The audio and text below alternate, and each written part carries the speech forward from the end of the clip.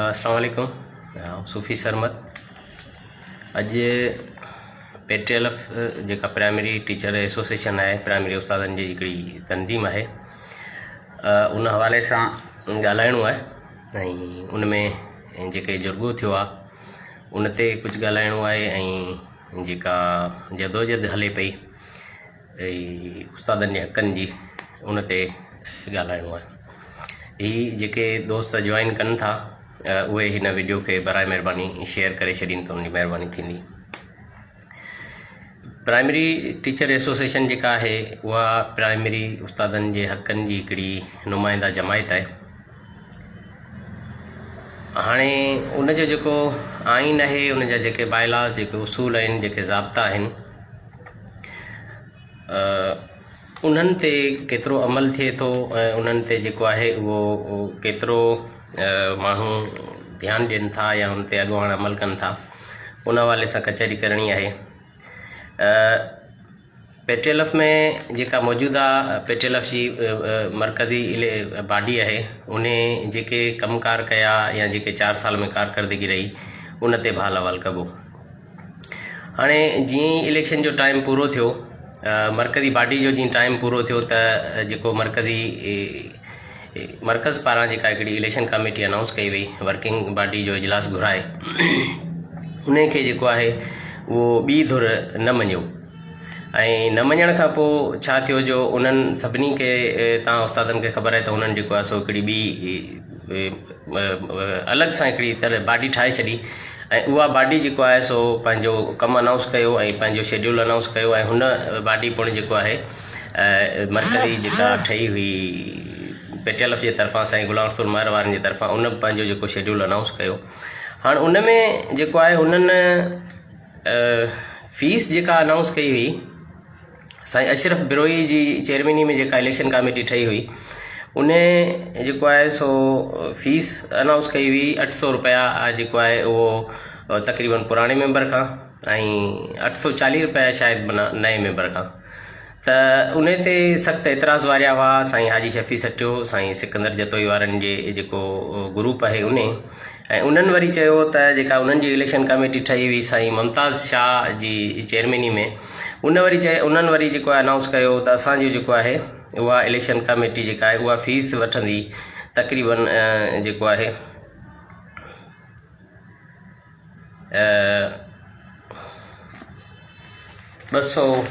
120 रुपया तक़रीबन 360 जेकॾहिं मुंहिंजे अंदाज़े मुताबिक़, कंफर्म मूंखे 100% त कोन्हे इहा शइ, पर 360 जे लॻभॻि जेको आहे सो हुननि चयो त असां फीस वठंदासीं। अच्छा, पोइ इहो इन ते हिननि जा तकरार रहिया। पोइ वरी हिकिड़ो जेके तंज़ीम जी ॻाल्हि कंदा आहिनि आइन जी उसूल जी, पोइ उन्हनि वरी हिकिड़ो पहिरीं जुर्गो कयो जेको पन्ने आखिल में साईं सिकंदर जतोई साहब जे घर उताक ते थियो हो। उन में जरवार साहब जेको रिटायर आहे उन वञी उते उहो जुर्गो कयो। उन में हिकिड़ो मेंबर उन्हनि हटाए ऐं साईं सिकंदर जतोई खे उन तंज़ीमी जेका चूंडियल हुई, तंज़ीम जे जेको इदारे मां हिकिड़ो चूंडियल इलेक्शन कमेटी हुई, उन में रदो बदल करे उन में हिकिड़ो माण्हू जेको आहे सो हुननि ॿियो ॾेई छॾियो हो ऐं उन जो हुननि पोइ नोटिफिकेशन बि जारी कयो। पोइ बाद में वरी जेको आहे सो जॾहिं हे पाण में न ठहिया त पोइ वरी जेको आहे सो उहो मेंबर उन्हनि हटाइण जो ऐलान करण बदिरां उन खे वरी कमु शुरू करे छॾियो। अहिड़े तरीक़े सां पोइ साईं सिकंदर जतोई वरी कोर्ट में वियो। पोइ वरी कोर्टुनि जा इहे मामला हलंदा रहिया।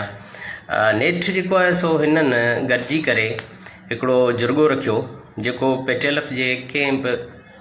आइनी तंज़ीमी अख़लाक़ी तौर ते कंहिं बि उसूल ऐं ज़ाब्ते जे मुताबिक़ न हो। उन में जेको आहे उहो साईं रफ़ीक जरवार जेको असांजो आहे बुज़ुर्ग साईं रिटायर्ड उस्ताद आहे, उन जी सरपंची में थियो। उते जेको आहे सो हाणे ताज़ो जेको थियो आहे, 2 ॾींहं कल्ह थियो आहे शायदि, ग़ालिबन 12 तारीख़ ते, उन में हुननि जेको आहे उहो पुराणी जेका इदारे जी चूंडियल हुई इलेक्शन कमेटी, उन खे ख़तमु करे उन जी जाइ ते जेको आहे उन्हनि नई इलेक्शन कमेटी जो ऐलान कयो, जंहिंमें साईं मोहतरम गाज़ी ख़ान जमाली साहब जेको आहे उहो इलेक्शन कमेटी जो चेयरमैन थियो आहे ऐं साईं मुमताज़ शाह जेको सिकंदर जतोई साहब जे ग्रुप जो आहे उहो जनरल सेक्रेटरी थियो आहे। हाणे इहा जेका इलेक्शन कमेटी अनाउंस थी आहे, या कंहिं तरह सां आइनी ऐं तंज़ीमी इलेक्शन कमेटी त आहे कोन। हिकिड़े रिटायर्ड बुज़ुर्ग जेको आहे सो ॾेतीअ ते इहे जेके बि आहिनि बुज़ुर्ग जेके आहिनि जेके पंहिंजे घर में उनखे पंहिंजे बचनि खे टाइम ॾियणु खपे ऐं पंहिंजो उन्हनि जी हक़ तलफ़ी थिए पई। गिरेवा उन्हनि जी तंज़ीम आहे ऐं रिटायर उस्तादनि जी, उन में जेको आहे सो उते कमु करण जे बजाए पंहिंजा हक़ वठण जे बजाए प्राइमरी टीचर एसोसिएशन PTLF जे पुछ में हथु विझी वेठल आहिनि, उनखे चंबड़िया पिया आहिनि ऐं उते जेको आहे सो पोइ उन्हनि ते केॾीमहिल उस्ताद घटि वधि ॻाल्हाइनि था, केॾीमहिल गैर पार्लियामानी ॿोली उन्हनि जे ख़िलाफ़ु ॻाल्हाइजे थी। मतिलबु चवण जो त हुननि जे ख़िलाफ़ु ख़बर न आहे केतिरो कुझु ॻाल्हाइजे थो, केतिरो कुझु थिए थो, पर उन जे बावजूदि बि हू तंज़ीम जी जान छॾण जे लाइ तयारु कोन्हे। ख़ुदा ॼाणे उन्हनि खे हिते छा थो मिले, कहिड़ा मफ़ाद आहिनि हुननि जा, इहो त उहे ई ॼाणनि। बहरहाल उन्हनि जेको उते जरगो थियो हो ऐं उनजी जेका पहिरीं बैठक थी हुई जंहिंमें साईं जिन जेको आहे सो फ़ैसिलो महफ़ूज़ करे छॾियो हो साईं जरवार साहिबु, उते साईं महबूब खोसे हिकिड़ी ॻाल्हाइण दौरान हिकिड़ी ॻाल्हि कई हुई, इहा त मूंखे हैरत थी। साईं महबूब खोसे चयो त इलेक्शन कमेटियूं जेके आहिनि उहे जेको आहे उहो इलेक्शन कोन खटाईंदियूं आहिनि। जेकॾहिं ईअं हुजे हा त अॻूणी इलेक्शन जेका आहे उहा हाजी शफ़ी ऐं साईं सिकंदर जतीअवी वारनि जी इलेक्शन कमेटी हुई, पर उन जे बावजूदि जेको आहे सो साईं ग़ुलाम रसूल महर उन्हनि खां 2 दफ़ा इलेक्शन खटे वियो। इहो चवंदे इन खां पोइ साईं हिकिड़ो तारीख़ी जुमिलो ॻाल्हायो साईं महबूब साहिबु, चई त सभु को महबूब खोसा त कोन्हे जो जंहिंखे वणे तंहिंखे खटाए छॾीनि। 2015 जी जेका इलेक्शन हुई उन में साईं महबूब खोसे रिकॉर्ड तोड़ करप्शन कई ऐं उन में जेको आहे सो हुन मनपसंदि जेको जिन पैसा ॾिना उन्हनि खे उहे नोटिफिकेशन जारी करे ॾिना इलेक्शन खटण जा। हाणे उहो हू फ़ख्रिया अंदाज़ में ॿुधाए पियो। बदकिस्मती असां उस्तादनि जी इहा आहे त अहिड़े क़िस्म जा माण्हू वेही असां उस्तादनि जी तक़दीर जा फ़ैसिला कनि, असांजी तंज़ीम जा फ़ैसिला कनि ऐं अमीन थी वेहनि। जेको माण्हू माना हिकिड़ी चोरी, हिकिड़ी करप्शन, पंहिंजी हिकिड़ो कुद्धो अमल उनखे फ़ख्रिया अंदाज़ में पेश करे, आउं त महबूब खोसो आहियां, मूं अहिड़ा अमल कया, ॿिए त कंहिंमें एतिरी ताक़त ई कोन्हे, ॿियो त केरु करे ई कोन थो सघे, ॿिया त इलेक्शन कमेटी वारा खटाए कोन था सघनि। चवण जो मक़सदु ही त उन साईं जी इन ॻाल्हि ते, इन अहमकानी ॻाल्हि ते, इन हिकिड़ी ईअं सम्झो त हिकिड़ी ख़राबु ॻाल्हि ते उते जेके असांजा मोज़िज़ उस्ताद जेके हींअर वेठा हुआ उन गॾिजाणी में उहे सभु टहक ॾिनो हुन। हैरत थी मूंखे त हू हिकिड़ी पंहिंजी करप्शन जी हिकिड़ी किनी ॻाल्हि पियो ॿुधाए त भाउ मूं एॾा वॾा कारनामा ॾिना त माना जेको सो सभु त महबूब खोसा कोन्हे। उन ते हू उते खिलिया। त हाणे इन मां जेको आहे सो अंदाज़ो करियो सिंध जा उस्ताद साथियो त असां वटि जेके माना ईअं सम्झो त जेके जुर्गा थियनि पिया या उन्हनि जे माण्हुनि जेके वेहनि था या जेके कनि पिया उन्हनि जी मेंटल अप्रोच छा आहे, हिकिड़ी ॻाल्हि। ॿी ॻाल्हि इहा त हुननि जा मक़सद कहिड़ा आहिनि। न उस्तादनि जे हक़नि जी ॻाल्हि करणी आहे, न जेको आहे सो जेको तंज़ीम खे मज़बूत करिणो आहे, हुननि खे सिर्फ़ु ऐं सिर्फ़ु जेको आहे सो पंहिंजो धंधो जेको गंदो धंधो आहे उहो ई करिणो आहे। सो उनखे साईं जेको फ़ैसिलो महफ़ूज़ कयो उहो साईं हाणे ॾिनो। उन में मूं ॻाल्हि पई कई त गाज़ी ख़ान जमाली साहिबु जेको चेयरमैन थियो आहे, गाज़ी ख़ान जमाली ज़ाती तौरु शख़्सी तौरु सुठा हूंदा आहिनि बि सही, पर तंज़ीमी तौर ते इंतिहाई नाअहल ऐं इंतिहाई जेको सो निकमा ऐं बुज़िल क़िस्म जा माण्हू आहिनि। तंज़ीमी तौर ते, ज़ाती तौर ते नथो चवां, उनजे लाइ मूं वटि इज़त आहे, ऐं तंज़ीमी तौर ते उनजे करे थो चवां जो उनजो मिसाल इहो आहे त साईं जो जेको ज़िलो आहे दादू, साईं मरकज़ी जनरल सेक्रेटरी असांजा तक़रीबन 4 साल साईं जिन खे थी विया आहिनि मरकज़ी उहिदे ते रहंदे। 4 साल में साईं प्राइमरी खां HST जो हिकिड़ो प्रोमोशन बि कोन कराए सघियो आहे। उनजी बनिस्बत हिकिड़ो नंढिड़ो मिसाल असांजे बदीन ज़िले जो ॾियां त हुते बदीन ज़िले में साईं नूरमोहन सुमरो, साईं अतीक रहमान सोलंकी, उन्हनि जी जेका ॿी काबीना आहे, उन्हनि सिर्फ़ु हिननि गुज़िरियल जेके 4 साल आहिनि इन्हनि में 2 प्रोमोशन कराया आहिनि प्राइमरी खां HST जा। ऐं 4 प्रोमोशन जेको आहे सो उहो वर्किंग पेपर उनजो तयारु थी वियो, प्रोसेस में आहे। उमेदु आहे त जेसिताईं ही इलेक्शन जा रगड़ा थींदा इन विच में जेको आहे सो इहो 4 प्रोमोशन बि थी वेंदो। ऐं साईं गाज़ी ख़ान जमाली जे ज़िले में 2013 में आख़िरी प्रोमोशन थियो। लॻभॻि 12-13 सालनि खां वठी हिकु बि प्रोमोशन न आहे थियो प्राइमरी खां HST जो। ॿियूं खोड़ सारियूं ॻाल्हियूं आहिनि, पर उनजी ना हली जो हिकिड़ो इहो सबूत ॾेई थो छॾियां। अहिड़ो माण्हू इलेक्शन कमेटी जो वरी चेयरमैन थियो आहे आइनी तौर ते बि उन में गुंजाइश इन जे करे बि कोन थी बचे जो हुनजी जेको आहे उहो सर्विस एतिरी कोन रही आहे। अहिड़े तरीक़े सां जेकॾहिं मौजूदा जेका इलेक्शन कमेटी जेका जरगे में अनाउंस कई वई आहे मोहतरम जरवार साहब तरफ़ां, उन में जेके आहिनि उहो सवाइ जेको आहे सो ग़ुलाम हुसैन कातियार साहब जेको आहे उन खां सवाइ बाक़ी सभु आइनी तौर ते उन में ज़िले कंबर शहदाद कोर्ट जो जेको आहे उहो सिकंदर वखर साहब आहे, या जेको आहे सो ॿिया जेके बि माण्हू आहिनि सवाइ जेको इन जे साईं ग़ुलाम हुसैन कातियार जे, ॿिया सभु आइनी तौर ते आइनी हुन ते पूरो नथा हलनि। हाणे अहिड़ी इलेक्शन कमेटी ऐं उन में साईं मुमताज़ शाह जेको आहे सो इलेक्शन कमेटी में आयो आहे, हुनजी संजीदगी ऐं हुनजी जेको आहे उहो सूरत हाल तव्हांखे ॿुधायां त हू मुमताज़ शाह साहिबु उहो माण्हू आहे जेको हिकिड़ी हथ ठोकी जेका इलेक्शन कमेटी साईं हाजी शफ़ी वारनि ऐं साईं सिकंदर जतोई वारनि ठाही हुई, उनजो चेयरमैन थियो हो। ऐं उन में उन जेका फीस मूं ॿुधाई तव्हांखे त तक़रीबन उन जेको 120 रुपया 300 रुपया तक़रीबन प्लस जेका उस्तादनि जी फीस रखी हुई ऐं उन्हनि उहा जुड़तू इलेक्शन कमेटी जेका ठाही हुई। पोइ वरी पने आकिल में जेको जुर्गो थियो जंहिंमें जेको आहे सो सिकंदर साहिबु हिकिड़ो मेंबर ॾिनो, उते वरी जेको उन इलेक्शन कमेटी तां उहो दस्तबरदार थी वियो, उन सरेंडर कयो, उन हथु कयो त बाबा ठीकु आहे हाणे वरी अशरफ बिरोही साहिब जी जेका इलेक्शन कमेटी आहे जेका वर्किंग कमेटी अनाउंस कई आहे, हाणे असां उनखे मञूं था ऐं उन जे हक़ में आहियूं। पोइ वरी जॾहिं विड़िया पाण में तॾहिं वरी जेको सो असांजी इलेक्शन कमेटी बहाल थी। हाणे उहो मुमताज़ शाह साहिब जी जेको आहे सो संजीदगी उनजो हालांकि टाइम पीरियड बि कोन्हे, उहो जनरल सेक्रेटरी थियो आहे साईं सिकंदर जतोई जे पारां। त उहो जेको आहे उहो मुमताज़ शाह उन जा कारनामा ऐं अमल इन क़िस्म जा रहिया आहिनि। त चवण जो मक़सदु उन मां बि कुझु वरणो कोन्हे त हीअ इलेक्शन कमेटी जेका तंज़ीमी तौर ते आइनी लताड़ करे जारी कई वई आहे या ठाही वई आहे, इहा मुकमल तौर ते ईअं सम्झो त तंज़ीम जी तबाही ऐं तंज़ीम जे ख़ात्मे जो हिकिड़ो ऐलान आहे जेको 4 सालनि खां पोइ छा हिते मूंखे त लॻे थो पहिरीं ॻाल्हि त चंदे ते ई विड़ी वेंदा हलिया, पर पोइ जेकॾहिं अॻियां हलिया बि सही त पोइ इहो साॻी जेको भंगवार साहिबु कयो कमु इलेक्शन कमेटी जेको हुन जेके फ़ैसिला ॾिना या जेके हरकतूं हुन कयूं गुज़िरियल दफ़े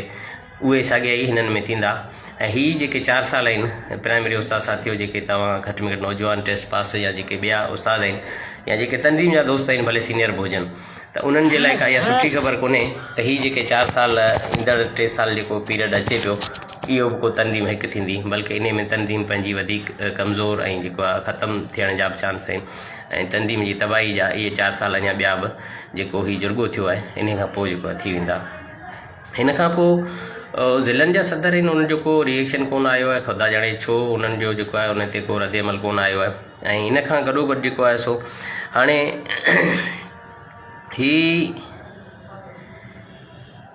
साईं सिकंदर ऐं साईं हाजी शफ़ी वारनि चयो त फीस जेका आहे उहा असांजी हूंदी तक़रीबन 300-400 रुपया 300 या एतिरी हुननि ॿुधाई हुई। त हाणे छा हीअ जेका इलेक्शन कमेटी नई आई आहे छा ही उन ते अमल कराए सघंदा त जेका फीस हिननि अनाउंस कई हुई वठणु चाही पई उहा ई साॻी वठंदा या जेका 840 रुपया जेके मेयर साहिब जी इलेक्शन कमेटी साईं अशरफ बिरोही वारी इहे जेके अनाउंस कया हुआ या उहे वठंदा। हिकिड़ी ॻाल्हि। ॿी ॻाल्हि त ज़िलनि तहलकनि ते जेके इलेक्शन कमेटियूं ठही वयूं आहिनि उहे बरक़रार हूंदियूं या जेको आहे उन्हनि में बि का रदो बदल थींदी इहो बि ॾिसणो पवंदो। हाणे ॿी ॻाल्हि जेका आहे तक़रीबन मुंहिंजे जेके ख़बरूं आहिनि या जेका मूंखे नॉलेज आहे हीअ जेका साईं अशरफ बिरोही वारी इलेक्शन कमेटी ऐं प्लस साईं ग़ुलाम रसूल मेयर साहिब वारो जेको आहे मर्कज़ उन्हनि गॾिजी करे तक़रीबन लॻभॻि 20 लख प्लस जेको आहे सो मुंहिंजे ज़रियनि मुताबिक़ मूंखे जेका ख़बर पई आहे त उहे वठी साईं वारा जेको आहे सो हज़म करे विया आहिनि। हाणे उन्हनि जो हिसाबु किताबु उन्हनि खां केरु ॾींदो छो त हाणे इलेक्शन कमेटी उहा त रही कोन साईं हाजी अशरफ बिरोही ऐं साईं जेको अमानुल्लाह मेयर साहिब वारी, हाणे त ॿी अची वई ऐं उन सां गॾु वरी जेको ई पंहिंजो मर्कज़ उहे पैसा जेके आहिनि उहे ख़बर पई आहे त हिकिड़ा मर्कज़ी उहिदेदारनि वरिता आहिनि अलॻि अलॻि ऐं ॿिया पैसा जेके आहिनि चंदे जा फीस जा तंज़ीम जा जेके आहिनि इलेक्शन कमेटी जी मद में उहे इलेक्शन कमेटी वारनि वरिता आहिनि। अधु अधु पैसा करे जेको आहे सो मर्कज़ माना साईं ग़ुलाम रसूल मेयर वारी पार्टी ऐं जेको साईं अशरफ बिरोही इहे गॾिजी करे पाण में विराए विया आहिनि। हाणे उहे उन्हनि वक़्त खां अॻे वठी लाथा आहिनि, उन्हनि जो कोई हिसाबु किताबु थींदो या न। ॿी ॻाल्हि त हाणे इहो मुकमल तौर ते जेको गैरआइनी ऐं हिकिड़ो जुर्गो ऐं उन में ॾेती लेती बि थी आहे उहे बि काफ़ी इतला आहिनि त बुज़ुर्ग जेके आहिनि उन्हनि उहे कया आहिनि ऐं बुज़ुर्ग जेके आहिनि उहे घर वेही पंहिंजे बचनि खे उमिरि जे हिसाब सां टाइम ॾियणु बदिरां रुॻो जेको आहे सो सॼो ॾींहुं प्राइमरी उस्तादनि जी तनज़ीम खे टोड़णु उन में जेको आहे सो जुर्गा करणु उन में गहराइनी अमल करण में पूरा आहे। ख़ैर हाणे पाण अचूं था वरी जेको आहे सो जदोजहद जे हवाले सां त जेको पेटेलफ मर्कज़ आहे जीअं मूं साईं ग़ुलाम रसूल जीअं साईं गाज़ी ख़ान जमाली जी ॻाल्हि कई त हू नाअहल आहे। साॻी तरह असांजो मोहतरम साईं ग़ुलाम रसूल महर जेको शख़्सी तौर ते इंतिहाई नफ़ीस क़िस्म जो माण्हू आहे, प्यारो माण्हू आहे, बाअख़लाक़ माण्हू आहे। तनज़ीमी तौर ते उहो ओतिरो ई जेको आहे सो नाअहल ऐं ओतिरो ई जेको आहे सो निकमो ऐं बुज़दिल आहे। उहो हुनजो गुज़िरियल 4 सालनि जो जेको आहे उहो टाइम पीरियड तव्हांजे साम्हूं आहे ऐं उन में तव्हां ॾिसी ऐं उनखे अंदाज़ो करे ऐं उनजी कारकर्दगी में सम्झी सघो था। 2-2.5 साल पहिरीं सर्विस स्ट्रक्चर जी जेको आहे उहो फ़ोटो कापी जे पोयां साईं ऐलान कयो त हिकिड़ी फ़ोटो कापी मूंखे मिलंदी सुभाणे या परीं। उनखे तक़रीबन 2.5-3 साल गुज़री विया आहिनि पर उहा फ़ोटो कापी साईं खे हथ कोन आई आहे। आख़िरी जेको जदोजहद तहरीक साईं अनाउंस कई हुई उहा सरदार शाह हटायो तहरीक जेका साईं हाजी नाज़िर साहिबु जेको इजलास घुरायो हो सांगड़ में, उतां खां पोइ जेको साईं महर साहिबु प्रेस कॉन्फ्रेंस करे अनाउंस कई हुई ऐं चयो हुई त सरदार शाह जे जेको आहे सो किताबनि में करप्शन कई आहे, सरदार शाह फर्नीचर में करप्शन कई आहे ऐं जेको आहे सो उन जी जांच कराईंदासीं, उनजा असां कागर सबूत करियूं पिया ऐं सरदार शाह हटायो हुन मुहिम जी शुरूआति कई। पोइ हुन जेको डिवीज़न जा जेको कन्वेंशन घुराया हुआ, उस्ताद जेको आहे उहो तनज़ीम जे हक़ में आहे ऐं पंहिंजा हक़ चाहे थो। उन फ़ोटो कापी अञा ताईं साईं अली दोस्त कोन मिली आहे साईं खे, साईं ॻोल्हा में आहे पर हाणे उहा साईं ॻोल्हण बि छॾे ॾिनी आहे। बहरहाल मूं जेका ॻाल्हि कई पे त हू जेका कन्वेंशन कया साईं महर साहिबु, हुन खां पोइ तहरीक अनाउंस थी ऐं तहरीक ऐलान धरणो लॻण खां 1 ॾींहुं पहिरीं साईं मीटिंग वञी कई सरदार शाह साहिब सां ऐं उते जेके असांजा ज़रिया आहिनि उन्हनि मुताबिक़ जेको आहे सो साईं इंतिहाई हिननि जी तज़लील कई साईं असांजी अफ़सोस सां चवणो थो पए असांजी मरकज़ी बाडी जी, ऐं हुननि खे इंतिहाई जेको आहे सो हिकिड़े ख़राबु अंदाज़ में उन्हनि सां पेश आयो ऐं आख़िर में जेको आहे सो हीअ असांजा साथी हुन खां माज़रत करे उहा जेका सरदार शाह हटायो तहरीक हुई उन तां सरेंडर करे हथ खणी मोटी आया। ऐं बयान जेको हिननि जारी कयो हुन में साईं वारनि चयो त असां जेको आहे उहो 10-15 ॾींहंनि जे अंदरि जेको आहे सो सरदार शाह असांखे सर्विस स्ट्रक्चर जेको आहे सो पाण हथो-हथ कराए उहो वठी ॾींदो। उनखे तक़रीबन मुंहिंजे ख़्याल में 3 खां 4 महीना थी विया आहिनि। उहो सर्विस स्ट्रक्चर ख़बर न आहे किथे आहे, साईं वारा किथे आहिनि, का ख़बर कोन्हे, न बयान था ॾियनि, न जेको आहे सो का प्रेस कॉन्फ्रेंस था कनि, न जेको आहे सो को अमली तौर ते कुझु। हाणे जरगा थियनि था तनज़ीमी तौर ते तनज़ीम खे तबाह करण जे लाइ त वेहनि था, पर तनज़ीम जो जेको आहे उस्ताद आहे उनजो जेको हक़ आहे उन जे लाइ जेको आहे सो हीअ वेहणु ॻाल्हाइणु या उन ते जेको आहे सो हिननि वटि को बि जेको आहे को मौक़ुफ़ कोन्हे, हिननि वटि का बि जेको आहे सो पॉलिसी कोन्हे। कल्ह 4 ॾींहं जेको जरगो थियो जीअं बि थियो, हलो ठीकु आहे, इते बि जेकॾहिं महर साहिबु ऐं साईं सिकंदर जतोई साहिबु पाण में भाकुर पाइनि था, वेहनि था त पंहिंजी ॾेती लेती ते वेहनि था, पर उते जेको आहे सो इहो ग़ुलाम रसूल महर साहिबु नथो चवे। साईं ग़ुलाम रसूल महर साहिबु तव्हां सां मुखातिबु आहियां, तव्हां खां पाण खां जदोजहद कोन थींदी, तव्हांखे मूं इलाही वेझे खां ॾिठो आहे। जदोजहद करणु या उस्ताद जे हक़नि जे लाइ विढ़णु इहो तव्हां में परे परे ताईं को जज़्बो ई न आहे, न तव्हां करे था सघो त घटि में घटि पोइ तव्हां अॼु जॾहिं तनज़ीम इहो जुर्गो करे ई तव्हांजी नज़र में ठाहे छॾी आहे, जेतोणीकि असां सम्झूं था तबाह कई अथव, पर जेकॾहिं तव्हां मफ़ादनि ते इहो जुर्गो करे ऐं इन में वेठा आहियो त हाणे घटि में घटि तव्हां जदोजहद जेका हले पई तव्हां खां पंहिंजी त थींदी कोन, पंहिंजे तौर ते तव्हां कुझु करे नथा सघो। पोइ तव्हांखे घटि में घटि जेका साईं हाजी शफ़ी सठियो साहिबु जेको कराची में धरणो हणी वेठल आहे उन में त तव्हां शरीक थियो, उते तव्हांखे केरु रोके कोन थो, उन में तव्हांखे जेको आहे सो साईं सरदार शाह बि नाराज़ कोन थींदो ऐं तव्हांजे लाइ ॿियो को मसइलो कोन थींदो। घटि में घटि तव्हां उते ई वञी जेको आहे नुमाइंदगी था करियो, उस्तादनि तव्हांखे वोट ॾेई खटायो हो त तव्हां ओॾां त वञो, पंहिंजी जदोजहद तव्हां खां नथी थिए, उस्तादनि जे हक़नि जे लाइ तव्हां ॻाल्हाए नथा सघो, उस्तादनि जे हक़नि ते तव्हांजो को मौक़ुफ़ न आहे ऐं इलेक्शन जे लाइ वरी बि तव्हां संदराबदी मैदान में लही था अचो ऐं तव्हां जरगा करायो था, तव्हां कोर्टुनि में हलो था, तव्हां तंज़ीम जा पैसे जेका अकाउंट में पैसा हुआ उहे कढी खाई विया मरकज़ी बाडी वारा सभु। ऐं जॾहिं तव्हां कढाया हुआ तॾहिं तव्हां चयो त इहे पैसा असां अमानत में रखूं था ऐं इन्हनि पैसनि खे छो त कोर्ट में ज़ब्त थियण जो सॉरी बैंक में पैसा ज़ब्त थियण जो ख़दशो आहे त इहे अमानतनि असां पाण वटि रखूं था। तव्हांजी प्रेस रिलीज़ जेका जारी थी उन में तव्हां लिखियो हो साईं गाज़ी ख़ान जमाली। अच्छा, गाज़ी ख़ान जमाली साहिब ते हिकिड़ो मूंखे ॿी ॻाल्हि यादि अची त गाज़ी ख़ान जमाली इलेक्शन कमेटी जो चेयरमैन थियो आहे। उनजी संजीदगी इहा आहे जो फेसबुक ते लिखंदो आहे त अब तेरा क्या होगा कालिया। मरकज़ी पेटेलफ जेका सवाल के उस्तादनि जी तंज़ीम आहे उनजे जनरल सेक्रेटरी जी ॿोली, उनजो लहजो, हुनजी संजीदगी इहा आहे जो को सेक्रेटरीट में को कागर पन्नू हेठि मथे थिए थो या नज़र अचे थो त पोइ हू मुखालफ़नि जे लाइ लिखे थो अब तेरा क्या होगा कालिया। हाणे बदकिस्मती सां उहो तव्हांजी इलेक्शन कमेटी जो उस्तादो चेयरमैन आहे। हाणे इलेक्शन बेड़ी थींदी, बहरहाल अल्लाह साईं में उमेद आहे त बहितर थींदो। मूं ॻाल्हि कई पई साईं ग़ुलाम रसूल महर जी त साईं तव्हां जदोजहद नथा करे सघो, तव्हां में उहा ज़रूरत न आहे, तव्हां में उहा अहलियत न आहे, तव्हां में उहा सलाहियत न आहे, पोइ तव्हां घटि में घटि हलंदड़ तहरीक में शामिलु थी वञो ऐं जेको आहे सो पंहिंजे 3-4 सालनि में जेके गज़ब कया आहिनि उस्तादनि सां जेके तव्हां कहर कया आहिनि उनजो कफ़ारो अदा करियो। असां जॾहिं Sindh teachers coordination committee STCC ठाहे जदोजहद में लथा हुआसीं 23 दिसंबर 2021 या 20 ते मुंहिंजे ख़्याल में साल मूंखे यादि कोन्हे त तव्हां असांजे लाइ जेको आहे सो हिकिड़े इजलास में चयो त छुड़वा गए ऐं छुड़वा गए एहतिजाज इन तहरीक खां पासो कयो वञे। हाजी शफ़ी सचो जॾहिं एहतिजाज करे थो तॾहिं तव्हां चओ था त इहो गैर आइनी एहतिजाज आहे छो त हू ज़िले जो सदर आहे ऐं हुनखे को अख़्तियार कोन्हे। इहा आख़िरी ॻाल्हि करियां पियो, ज़िले सदर खे अख़्तियार कोन्हे जदोजहद करण जो। नौजवान पंहिंजे हक़नि जे लाइ जदोजहद कनि, तव्हांजी नज़र में उन्हनि खे अख़्तियार कोन्हे जदोजहद करण जो, जॾहिं त हू सिर्फ़ु जदोजहद था कनि, ॿियो कुझु कोन था कनि। तव्हां जुर्गो करियो साईं रफ़ीक जरवा जी सरपंची में मफ़ादनि जे लाइ, कहिड़े आइन में लिखियलु आहे, कहिड़ो आइन तव्हांखे इजाज़त ॾिए थो त तव्हां जुर्गो करियो।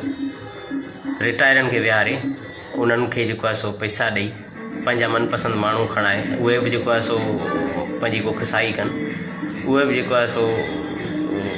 तव्हां पंहिंजा पैसा कढनि ऐं गॾोगॾु जेको आहे सो तव्हां बि पंहिंजा मफ़ाद माणियो ऐं पंहिंजा हथ टुकिया फ़ैसिला करियो ऐं उहो उनजी तव्हांखे आइन इजाज़त ॾिए थो। कहिड़ो आइन तव्हांखे इजाज़त ॾिए थो? कुझु अगरि इन ते लफ़्ज़शाही करियो या लाइव अचो या ॻाल्हायो या किथे बयानु ॾियो, ख़बर न आहे, मूंखे लॻे थो त सामी हिकिड़ा हूंदा आहिनि जोगी चवंदा आहिनि साल 2 साल 4 साल खां पोइ तव्हां ज़मीन में गुत हणंदा आहिनि, टुॿी हणंदा आहिनि, पोइ वरी 4 साल खां पोइ जेको आहे सो 5 साल खां पोइ ॿाहिरि निकिरंदा आहिनि, तेसीं ताईं उहे ज़मीन में हूंदा आहिनि वरी ॿिए इलाइक़े मां। तव्हां मूंखे लॻे थो 3-4 सालनि खां वठी यकी टुॿी आई आहे ऐं वरी हाणे निकिता आहियो तव्हां, वरी इलेक्शन अचे पई त वरी उन में जेको सो जुर्गा करण में, उन में वरी इलेक्शन में हिसो पती वठण जे लाइ तव्हां वेहो था, सरगर्म थियो था, ॻाल्हायो था, उते इजलास में वेही जदोजहद हले थी, उस्ताद रड़ियूं कनि था, को जवाबु नथा ॾियो, को तव्हां तहरीक हलाइण जे लाइ तयारु कोन आहियो, को तव्हां में जेको आहे सो अमल करण जे लाइ तयारु कोन आहियो। जेकॾहिं तव्हांजो हीउ जेको जुर्गो आहे इहो जेकॾहिं तव्हांजो आइनी आहे, इहो तव्हां कहिड़े तरीक़े सां आइनी चओ था, जेकॾहिं तव्हां जदोजहद खे गैर आइनी चओ था। सो महिरबानी हाणे इन जदोजहद वारे इन्हनि सभिनी मामलनि खे जेके तव्हां 3-4 साल आइन जो रिंगट हलायो या जेको जदोजहद कंदड़ उस्तादनि खे चयो त तनज़ीम खे बाईपास था कनि या अहिड़ा के मामला, त अहिड़ियूं के बि शयूं जेको आहे सो हाणे रहियूं कोन्हे।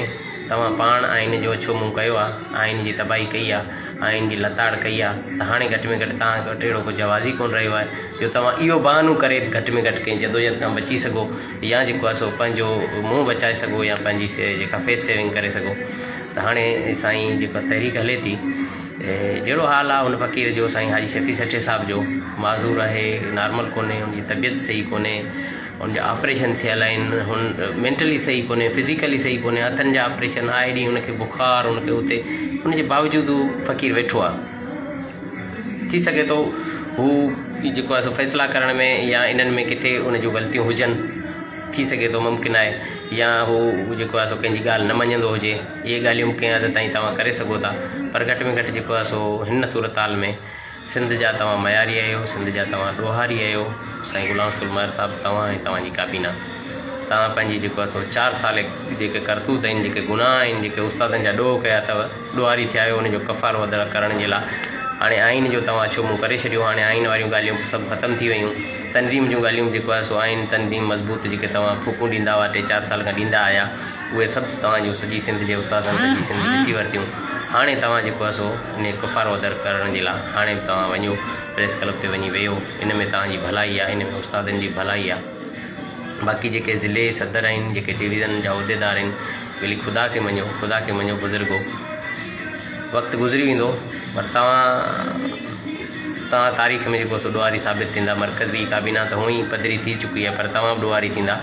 तव्हां घटि में घटि पंहिंजो मौक़िफ़ ॾियो हिन जरगे ते जेको आहे सो तनज़ीमी आइनी लताड़ जेका थी आहे, तव्हां फ़ैसिला करे जेको वर्किंग कमेटी में जेको फ़ैसिलो अॻियां ॾिनो, उनखे रफ़ीक जरवार हीअं करे फाड़े उछले छॾियो, उन पंहिंजो फ़ैसिलो ॾेई छॾियो। सो उन हिकिड़े रिटायर माण्हू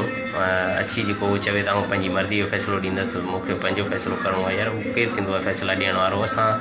जी तनज़ीम आहे, हुनखे कहिड़ा हक़ आहिनि फ़ैसिला करण जा? आइन, तनज़ीम, सभु शइ, उहे सभु शयूं हिकिड़े पासे रखी करे तव्हां जेको सो माना हुनखे इख़्तियार ॾेई छॾिया। ऐं डिवीज़न ज़िलनि जी जेके वर्किंग कमेटी आहे, जेके मेंबर आहिनि, तव्हांजे इदारे जी तौहीन थी आहे। यार तव्हां त थोरियूं अखियूं पूरियो, अखियूं पटियो, तव्हां त कुझु ख़्यालु करियो, तव्हां त कुझु जेको आहे सो पंहिंजे फ़ैसिले जी लताड़, हीअ हिकिड़ी तव्हांजी इंसल्ट आहे, तव्हांजी तनज़ीम जी इंसल्ट आहे। तनज़ीम जी ईअं सम्झो त आइनी लताड़ आहे, उनखे जेको आहे सो तव्हां बहाल करायो। ऐं उन हवाले सां साईं हाजी नाज़िर निज़ामाणी जेको आहे उनजो को ख़ासि मौक़िफ़ कोन थो अचे, जेको हर वक़्तु साईं जिन जेको आहे आइन जी ॻाल्हि कंदा आहिनि ऐं आइन जी बालादस्ती जी ॻाल्हि ऐं आइन जो मुख़्तलिफ़ शिकूं पिया ॿुधाईंदा आहिनि। पर हिन जरगे ते जेको आहे अफ़सोस सां साईं जो को ख़ासि मौक़िफ़ जेको आहे उहो कोन अची सघियो आहे। सो साईं हाजी नाज़िर साहिब खे गुज़ारिश आहे त हिन मामले ते ई खणी तव्हां सिंध जे उस्तादनि खे, सिंध जे जेके वर्किंग कमेटी जा मेंबर उनखे मुतहिद करे को तनज़ीमी बचाव वारो फ़ैसिलो करियो। ही जेके डेट एक्सपायर माण्हू आहिनि, साईं गाज़ी जमाली जहिड़ा, या साईं मुमताज़ शाह आहे, या जेके बि ॿिया आहिनि, साईं कात्यार साहिब खां सवाइ जेको आइनी तौर ते उन ते वरी बि पूरो लहे थो। सो उन्हनि माण्हुनि जे लाइ जेको रस्ता रोक ऐं बल्कि सॼी इलेक्शन कमेटी जेका जरगे वारी आहे या ईअं आई आहे, सो इन सभिनी ते जेको आहे सो साईं हाजी नाज़िर साहिबु तव्हां ॾिसो ऐं जदोजहद जेका हले पई हाजी नाज़िर साईं तव्हांखे अर्ज़ु आहे त उनजे लाइ तव्हां सोचियो ऐं उन में शरीक थियो सॼी संगत। ऐं बाक़ी उस्तादनि जो भला ख़ैरु करे, वॾी महिरबानी। जीअं सिंध, जीअं उस्ताद, जीअं पेटेल।